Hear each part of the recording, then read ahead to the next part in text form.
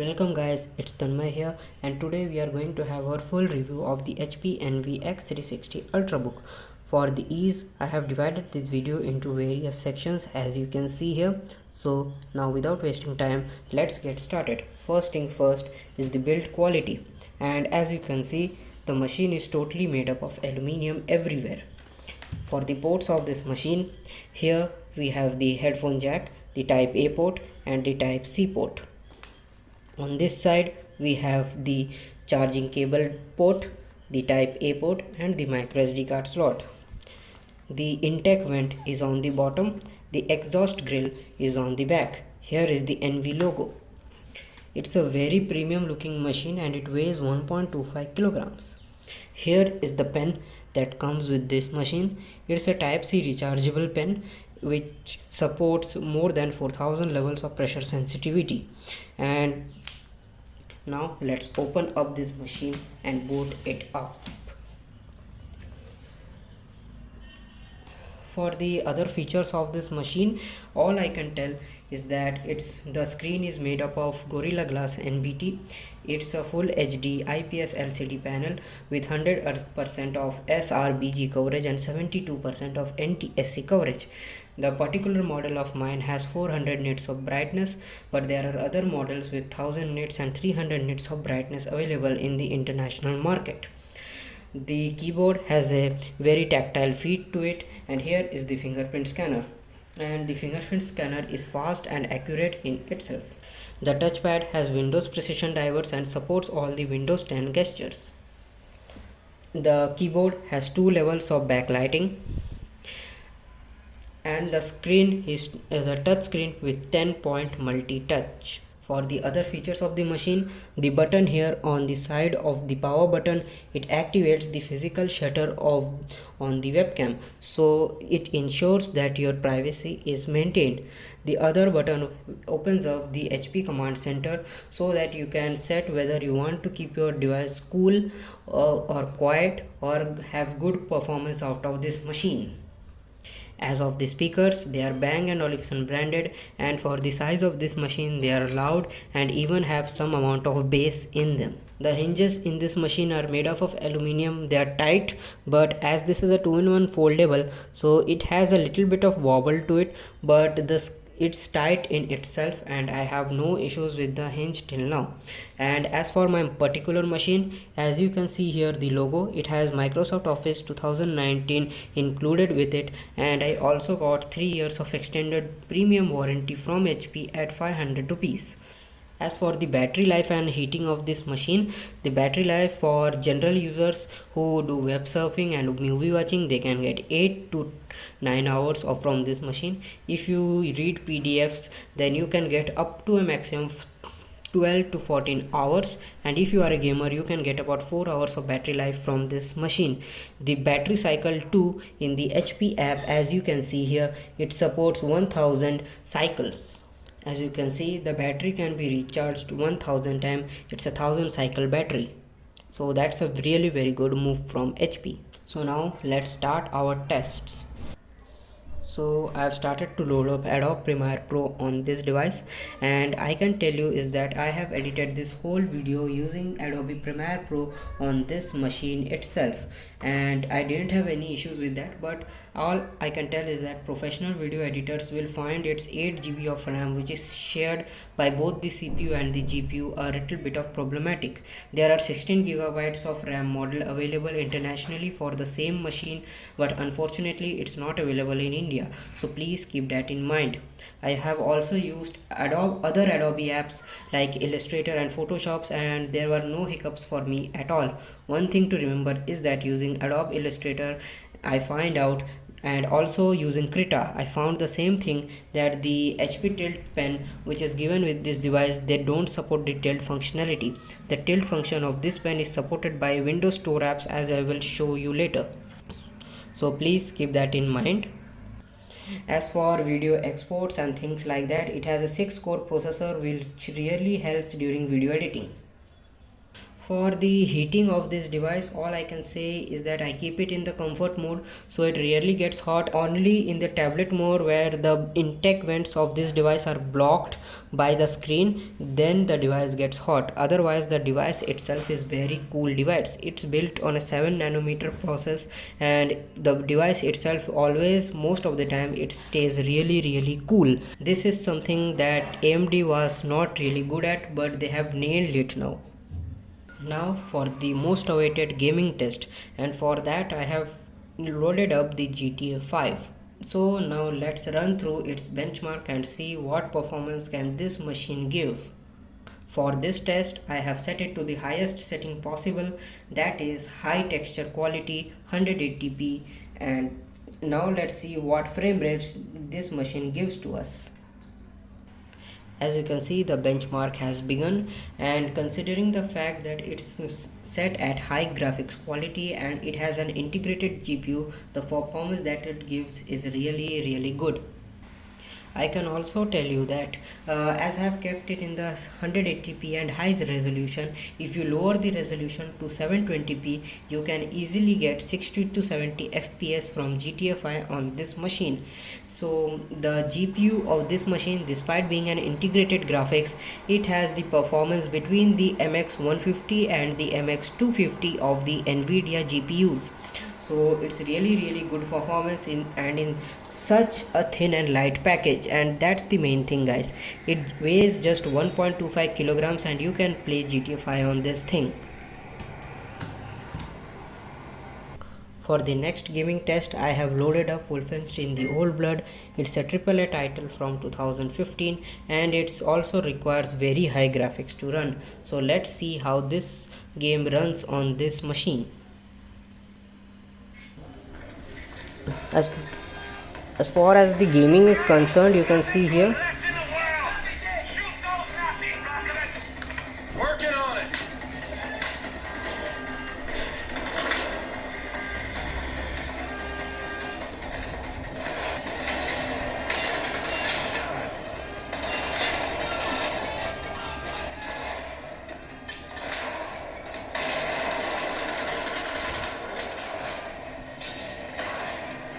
as you can see, I can run this game at a smooth 30 fps with no issues at all. I have set it to 180p and medium quality graphics, and it runs perfectly fine with no issues at all. On 720p, I was easily getting 60 fps on this AAA title.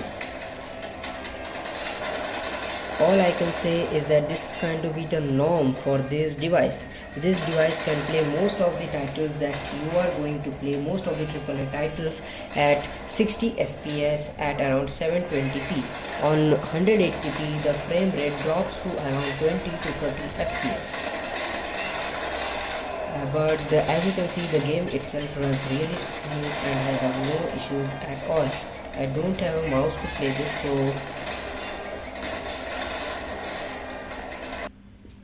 for the next game I have taken up Valorant, and this game, it doesn't require too much heavy specs, and I have set it to 180p high settings, and let's see that what kind of frame rates do we get. So guys, here is Valorant, and as you can see, it is running smoothly at high settings, 180p 60 fps, but unfortunately I don't have a mouse to play this game, and it doesn't work with a touchpad, so yeah, so I can't play it properly. Otherwise the game runs extremely smooth. It's really fast, and it's not even heating up at all. For the next game, I have taken up PUBG Mobile Lite for PC, as this is a really famous game which many people play. So let's see how the smoothness of this game is. I have set it to 1600 into 900 and medium settings. So let's see how good does it play. So we have our game loaded up, and for the settings, as you can see, I have set it to medium settings with some settings in the high, and as you can see, the game is running at 60 fps smoothly with no issues at all.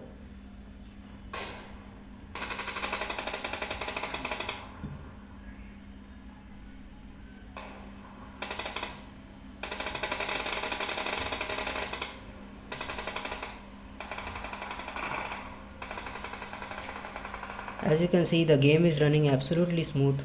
There is no issues at all. Some settings are in the medium, some settings are in the high. The resolution is 1600 is to 900.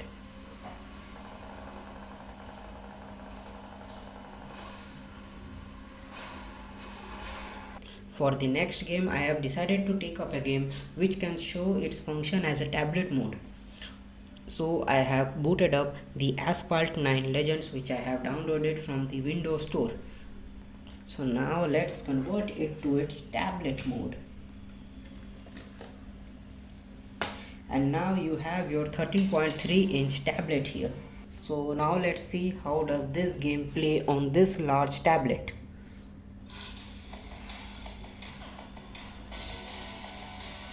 The graphics settings is set to high 180p.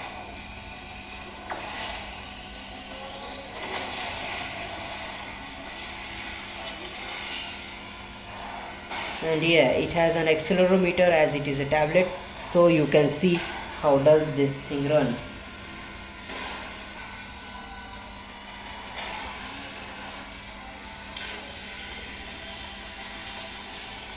Absolutely no issues at all.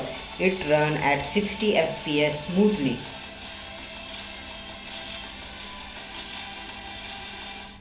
So this was the gaming review for this device, and all I can tell you is that for AAA games at 720p you can get around 60 fps from low to medium settings.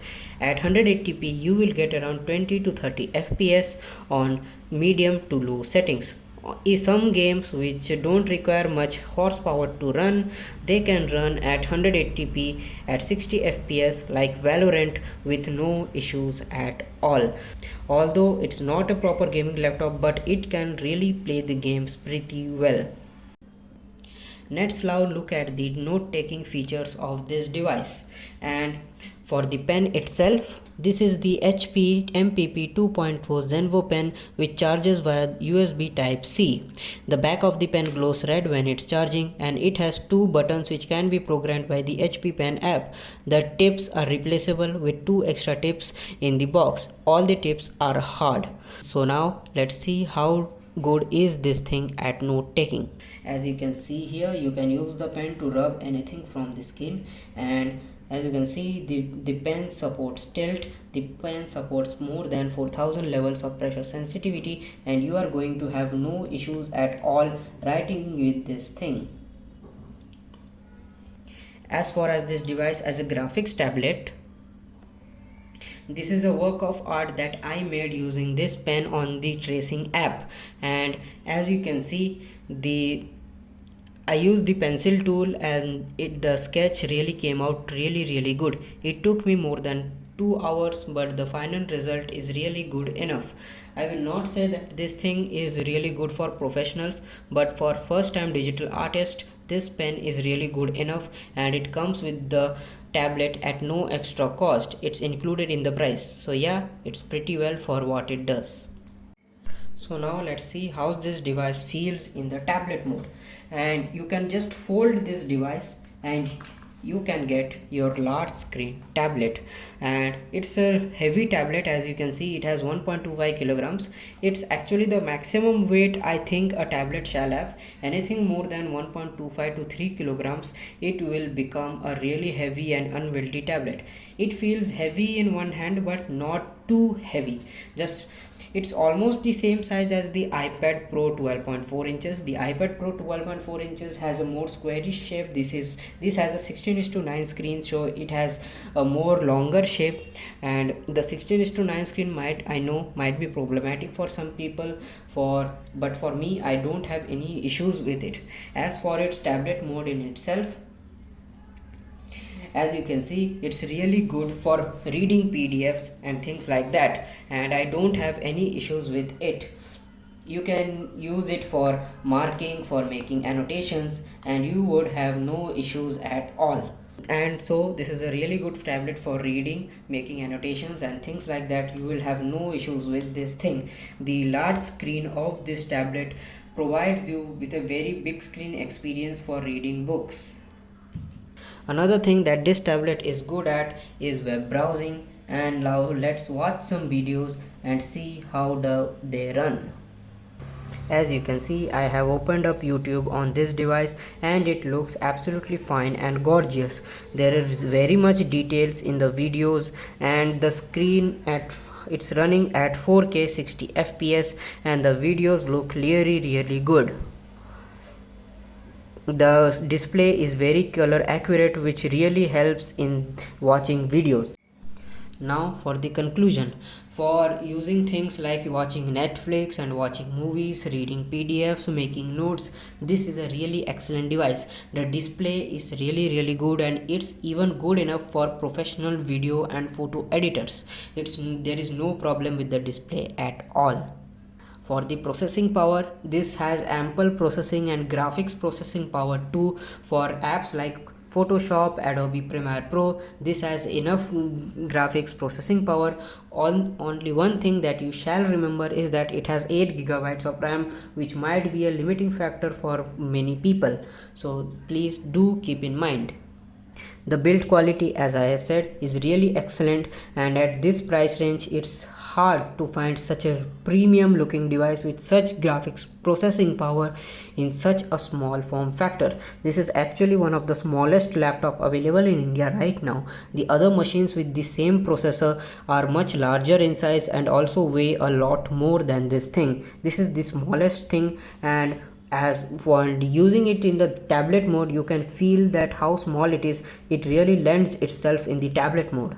For the heating while playing games, if you keep it in the comfort mode, it will not heat up at all. But if you want more performance and you keep the device in the performance mode, the fan doesn't get too loud, but yes, there is a little bit of heating. And in the tablet mode, as the vents of this device are blocked by the screen itself, as the vents are here on the back, and the tablet mode, if you do heavy gaming, it will heat up. For using emulators and stuff, it has 6 core processor, so it really helps in that. I have run Android official emulator with no issues at all. I have also run BlueStacks with PUBG Mobile on it, and although it doesn't play good at all, but it's good enough considering the processing power and the size this thing has. For coders and stuff, yes, you will have no problem at all with on coding in this thing. The Android official emulator even has AMD virtualization support, so yeah, no issues at all with that. And for the graphics itself, here is its settings. The AMD Radeon graphics settings, as you can see here, you can have dedicated profiles for gaming. You can have change the video settings. It supports FreeSync at 40 to 60 FPS, so it really helps a lot during gaming. As for the pen itself, yes, the pen may be not the best in class, and it's just good enough for amateurs. It is not good enough for professionals, but as it's included with the device, it's really good enough. Now for the battery life, as I've already told, the battery life is excellent, and it comes with a 65-watt charger, and it recharges in 1.5 hours from 0 to 100%. So yeah, that battery and charging is really good on this device. Now considering the price of this device, as the iPad Pro 11-inch starts at around 71 to 73,000 rupees for the 128GB model, and it also doesn't come with the pen included. I bought this device for 75,000 rupees with the pen included from HP offline store in Kolkata. The online price of this device is 80,000 rupees, but as you can always find it for cheaper prices in offline stores. I really don't recommend this device in particular to be bought from the online stores, as the online store is a lot more costlier than the offline stores. The offline stores also have various offers which are not available in the HP online store. And one feature, as for the pen itself, you can use the pen for switching off the screen in tablet mode, as in tablet mode the keyboard goes backside, so the power button doesn't work. This is one thing that I will think is a shortcoming of this device. You can use the pen to switch on and switch off the screen in itself, and the pen can be attached anywhere. So yeah, that's it for today. Hope you like this video. Please share and subscribe this video, it helps me a lot. Jai Hind, Vande Mataram.